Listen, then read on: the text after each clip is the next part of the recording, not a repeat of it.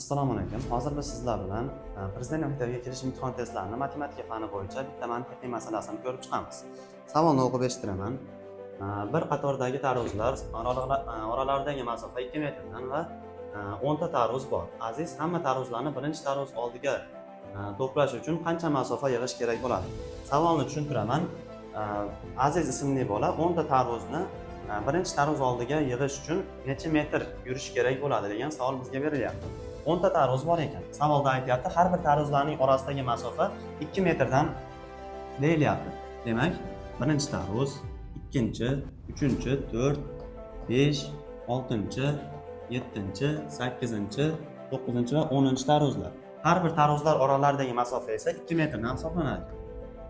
2 metr, bu ham 2 metr, bu ham 2 metr va hokazo hammasi 2 metrdan hisoblanadi. Xo'p, bu yerda birinchi o'rinda nimani hisoblashimiz kerak bo'ladi? Birinchi va ikkinchi tarvuz oralaridagi masofani birinchi o'rinda hisoblab olamiz. Hammasini qo'shib chiqishimiz kerak bo'ladi. Masofani S harfi bilan belgilab olamiz. Xo'p, birinchi va ikkinchi tarvuz oralaridagi masofa 2 metr. 2 metr deb yozib olamiz va birinchi va uchinchi tarvuz oralaridagi masofani hisoblab turib, uni ham bunga qo'shib olamiz. Birinchi va uchinchi tarvuz oralaridagi masofa 4 metr bo'ladi.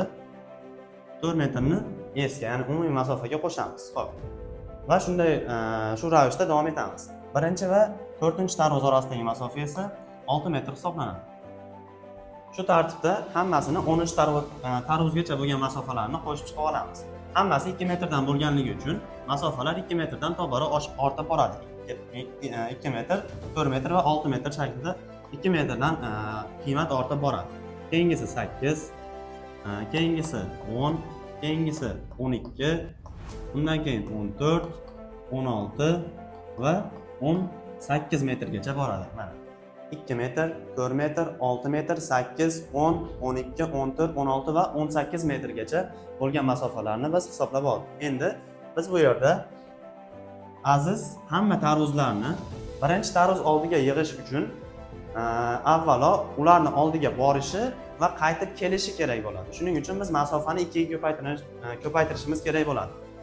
Barcha qiymatlarni yig'indisini hisoblab bo'lgandan keyin biz uni 2 ga ko'paytirib qo'yishimiz kerak bo'ladi. Xo'p, mana shu ifodani hisoblab qo'ysak, bizda masalaning javobi kelib chiqadi.